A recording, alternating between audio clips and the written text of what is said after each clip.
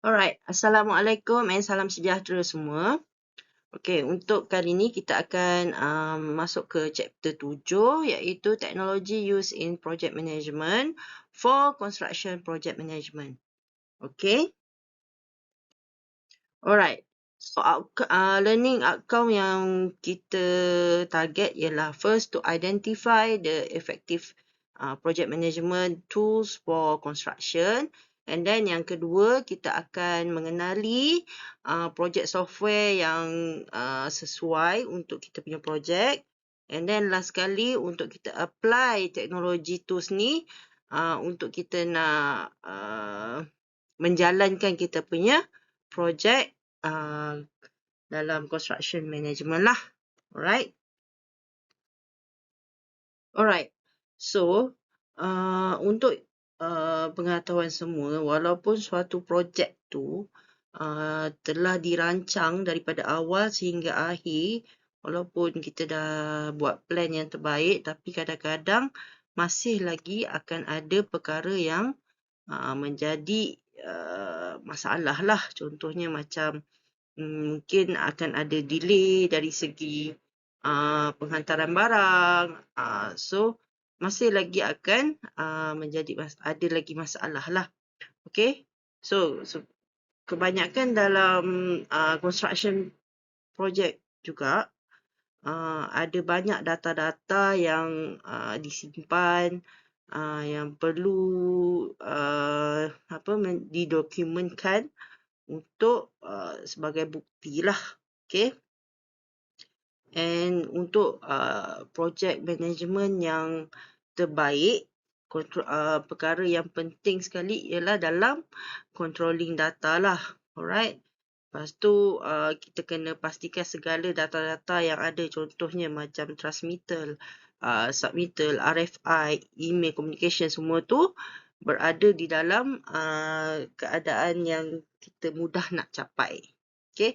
So teknologi ni membantulah project manager dalam nak buat plan yang terbaik untuk kita nak bekerja secara bijak, dan juga dia boleh digunakan dalam pelbagai perkara lah semasa projek itu dijalankan. Okay.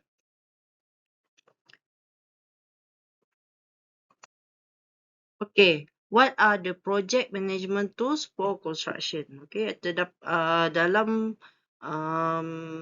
teknologi terkini ada berbagai tools untuk project management yang telah disediakan lah. Okay. So, effective project management tool biasanya mengandungi beberapa perkara. Contohnya macam untuk find, support, find the goal, gather research, map the blueprint, and refine and distribution. Apa itu find support? Find support ni untuk kita engage dengan pihak stakeholder dalam suatu projek tu lah. And then untuk define goal ni untuk kita nak menentukan skop-skop kerja, and kita kena alignkan dengan goals yang kita telah tetapkan dalam setiap kontrak dalam projek tersebut. And then untuk gather research ni biasanya kita dia banyak more kepada conduct customer research lah. Okay, dia macam dia nak menentukan interview dan survey untuk nak cari pekerja, share plan kepada stakeholder dalam suatu projek. So dalam tools yang ni dia menyimpan segala maklumat-maklumat yang berkaitan dengan customer dan juga pekerja lah. Right. So next is map the blueprint, di mana first dia nak organize dalam 2 ke 4 jam untuk workshop suatu projek tu, macam nak bagi training lah kepada pekerja dia.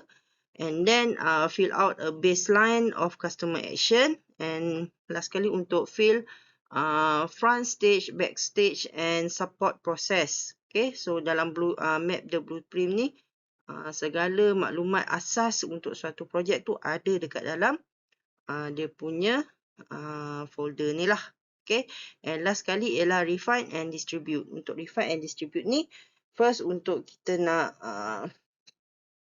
masukkan kalau ada perkara-perkara tambahan, contoh macam time, metric ataupun evidence kerja, and then make a high fidelity blueprint from workshop output. Okay, so kalau untuk construction punya parts, untuk kita nak simpan segala maklumat-maklumat penting, and then kalau ada add-on ataupun penambahan dari segi masa ataupun kerja-kerja and evidence-evidence yang ada, so dekat sini diorang akan masukkan perkara-perkara yang berkaitan lah. Alright. Okay, so next, project management tool is particularly helpful for company in the construction industry because construction projects are usually undertaken on a large scale and involve dealing with multiple things like regulation, safety concern, equipment rental, and much more. Okay. So, it is highly impossible to manage the working of multiple teams and track project data manually. Construction project management software helps in creating and maintaining schedule in the industry and perform sequencing of operation through the use of the project breakdown structure. Okay, so dalam suatu projek ni ada banyak benda yang kena diambil kira lah. Contoh macam regulation, and then safety concern, equipment rental dan macam-macam data yang biasanya diorang ni kena proses secara manual. Itu dululah. So dengan adanya construction project management software ni, dia membantu untuk sesuatu kontraktor ataupun klien untuk dia nak create ataupun maintaining schedule and untuk dia balancekan segala untuk dia balancekan semua data-data yang diperlukan dalam suatu projek lah. Contohnya macam untuk kita nak monitor progress, and then kita nak tahu timing untuk suatu projek tu sampai bila, and kita ada delay ataupun tidak. So, semuanya telah dinyatakan di dalam satu software sahaja.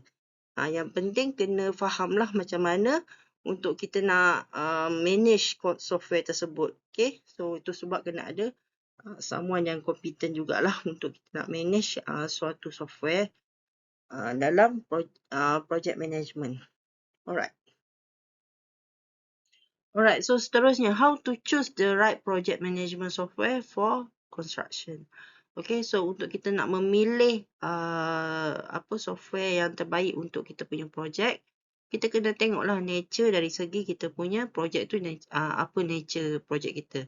Contoh sebab dalam construction ni ada berbagai jenis kerja-kerja yang berkaitan construction lah. Contoh macam industrial, kita ada commercial, agriculture, residential dan berbagai lagi lah. So, setiap kerja-kerja ni kalau dulu biasanya kita akan hire seorang agent, okay, untuk setiap satu projek tu. So, agent ni akan bertanggungjawab untuk nak update segala progress yang berkaitan dengan suatu projek.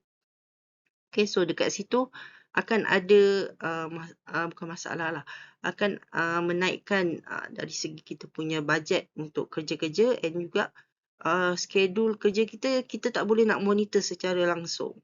Okay, so kadang-kadang benda ni juga akan melibatkan kualiti suatu projek. So, bila ada satu project management software yang kita pilih tu yang terbaik, okay, dia boleh membantu kita dari segi kita nak buat schedule. Okay, bila kita dah boleh nak manage schedule kita sendiri, and dalam masa yang sama, schedule ni boleh boleh dicapai oleh kita punya teams, kita punya boss, kita punya agent, kita punya klien. So, diorang boleh tengok secara tidak langsung semua kerja-kerja ataupun progress bagi suatu projek dijalankan. So, dari situ kita boleh nampaklah macam mana satu software ni boleh membantu kita untuk kita nak meningkatkan kerja dari segi kualiti, pemantauan dan segala yang berkaitan dalam projek kita lah secara terus. Okay. Alright, reason to choose project management tool. Okay, kenapa kita nak pilih project management tools? Kenapa kita nak gunakan software tersebut? So, ada berbagai, apa orang kata, ada berbagai pilihan lah yang kita boleh buat. Okay, so biasanya kita akan tengok dari segi resource management untuk dalam software tersebut. Bolehkah dia kita buat, bolehkah kita memantau kita punya pekerja, kita punya pengambilan pekerja kita, and then untuk kita improve workflow. Lepas tu easy planning, okay, untuk memudahkan kita dalam membuat planning dalam kita punya project construction. And then time management, okay, time management kita boleh tahu macam dekat mana schedule kerja kita, and sepatutnya dekat mana kita punya milestone untuk suatu projek, and juga okay, untuk achieve milestone. Okay, nak tahu perkara apa yang macam paling mustahak ataupun yang paling kritikal dalam projek kita yang perlu kita selesaikan dahulu. Okay, so kita kena tengoklah ini antara sebab-sebab kenapa kita perlu ada project management tools ni.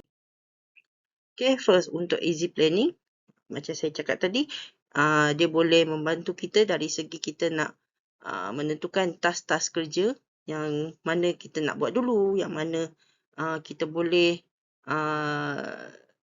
start lambat, mana kita kena start dulu. So dekat situ kita dah boleh monitor lah. And then to improve workflow, di mana dia melibatkan kita punya pekerja juga untuk kita nak tentukan setiap task-task yang kita bagi kepada pekerja kita telah diselesaikan. Okay, and then untuk risk management, okay, kita boleh track secara lebih baiklah dalam kita nak dalam kita nak monitor kita punya risk untuk setiap kerja-kerja yang kita buat. Okay, so you all pun dah belajar kan berkaitan risk ni.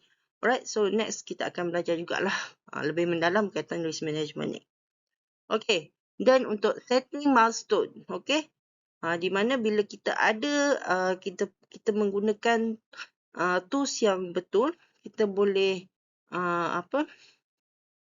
mengetahui progress projek kita dengan betul lah, dengan tepat lah. Okay, easily mark those point and track whether the work is done on time. Okay, so kita boleh tahu progress kerja kita dekat mana. Adakah kita lewat? Adakah kita on time? Adakah kita awal siap? So semua kat situ kita boleh tengok. And then yang kelima ialah untuk time management, di mana biasanya kalau kita menggunakan software ni, dia punya masa yang telah ditetapkan tu mempunyai high accuracy. Okay, so kita boleh percayalah sama ada kita punya projek tu berada di tahap yang baik ataupun tidak. Okay, and then yang keenam ialah untuk resource management.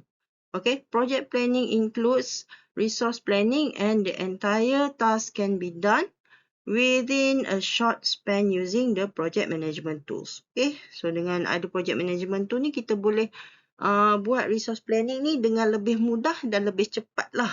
Okay, selain tu ia juga boleh digunakan oleh manager dalam untuk nak menentukan pengiraan untuk dia punya expenditure, dia punya pengeluaran dalam cost, and then juga untuk dia distribute task kepada setiap pekerja. Alright. Yang seterusnya ialah transparency. Transparency ni untuk kita nak tahu workflow and juga status bagi setiap projek bila kita ada multiple projek yang kita kena handle. So, bila kita ada tools ni, kita boleh monitor dengan lebih baguslah. Okay, setiap projek bila kita nak tahu, okay, projek ni bila siap, okay, kita terus klik and then kita maklumat-maklumat berkaitan dengan projek tu terus akan dipaparkan lah.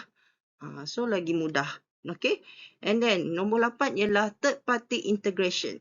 Okay, third party integration ni di mana biasanya tools ataupun software ni telah di-integrate lah dengan untuk sharing data. Contohnya macam Google Drive, Dropbox, OneDrive dan lain-lain. So benda tu dia boleh integratekan untuk pastikan semua data-data tu selamat dan juga boleh dicapai oleh orang yang tertentu lah, bukan semua orang. Okay. And then nombor 9 ialah user friendly. Okay. So untuk perkara ni yang paling penting lah user friendly, yang di mana mudah untuk kita nak kendalikan suatu tools ataupun software yang kita pilih. And last sekali budget friendly lah. Okay, dah tentu kita nak menggunakan tools yang dalam bajet kita. Okay, so setiap kerja-kerja ataupun setiap perkara yang kita nak buat ada kos dia. So daripada sini kita kena tengoklah tools yang dalam bajet kita tetapi boleh digunakan untuk banyak perkara. Alright. Okay. Key features of project management tools. Okay. First ialah tadi planning and scheduling. And then communication, collaboration, documentation, resource management, risk estimation, reporting dan juga last ialah untuk baseline dan juga estimates. Okay, so benda-benda 7 perkara ni adalah antara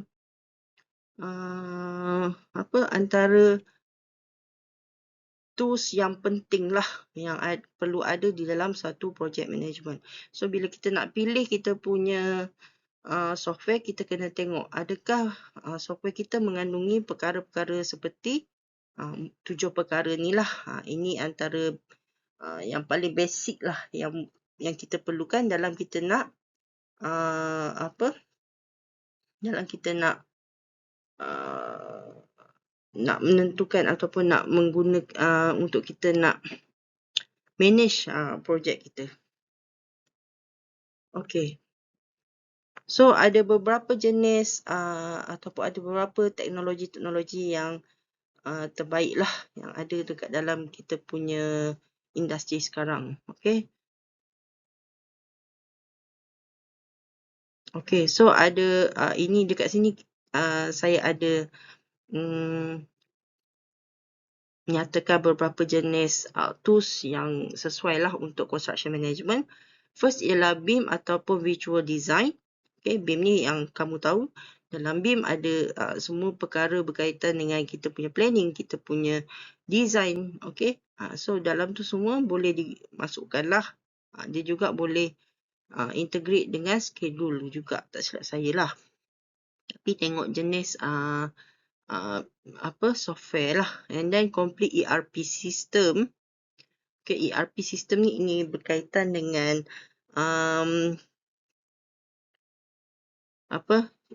perkara-perkara di dalam kita punya construction. Okay, dia punya accounting, job costing, project management, equipment semua.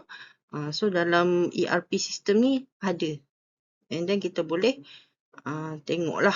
Alright. And then yang ketiga ialah document imaging.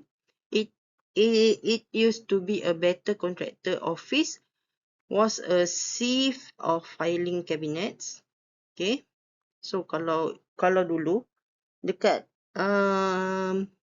office contractor ni, okay, dalam office contractor ni kita boleh tengok bertimbun-timbun file.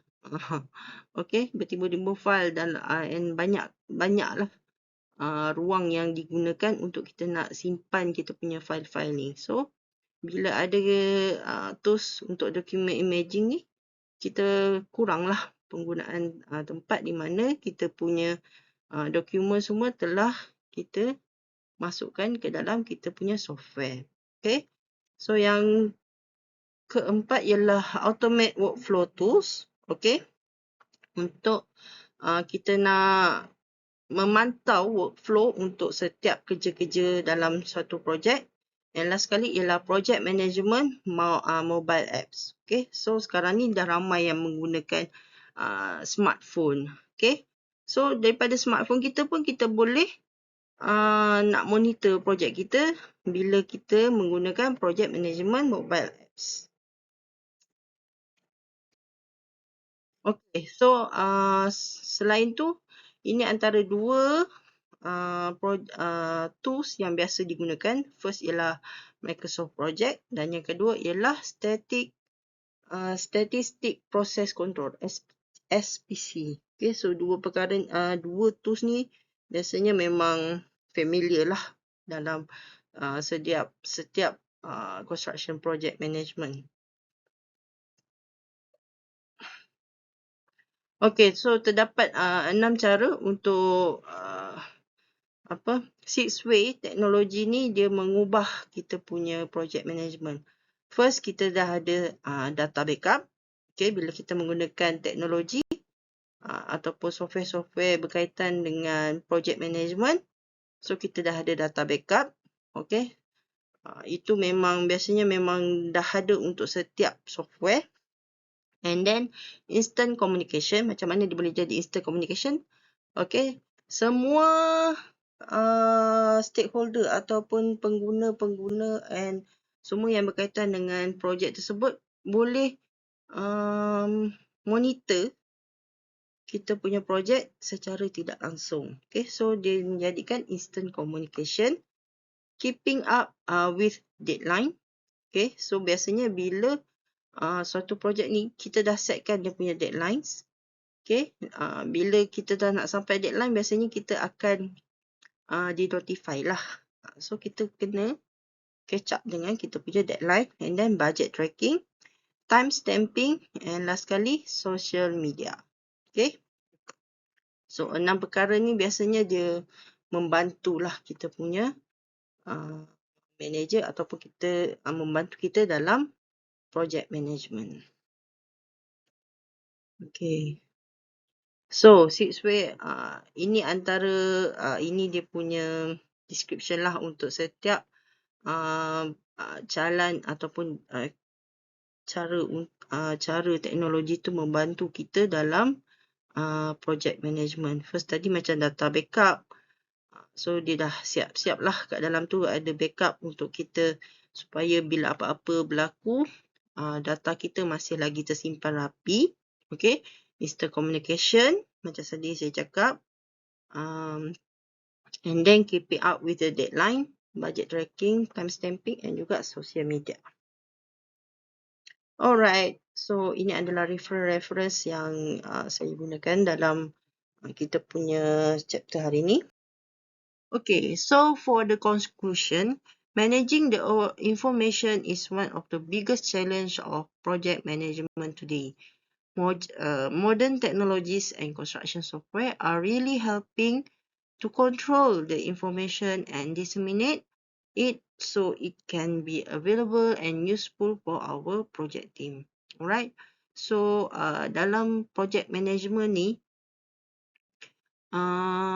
managing the information, okay, information of the project adalah salah satu benda yang paling challenges lah. Okay, untuk kita nak kumpul data semua tu, itu adalah salah satu perkara yang sangat kritikal dalam satu projek. So, dengan adanya teknologi dan software yang membantu kita dalam kita nak menentukan kita punya information, dalam kita nak dalam kita nak buat monitoring untuk projek kita, dia sangat membantu. Okay? Dia bukan membantu sahaja untuk kita punya untuk project manager sahaja, tetapi kepada seluruh tim dalam suatu projek. Alright. So, sampai sini sahaja. Terima kasih kerana mendengar. Okay, so selepas ini saya akan tetapkan untuk satu quiz sebagai pengesahan kehadiran. Okay, terima kasih. Assalamualaikum dan salam sejahtera.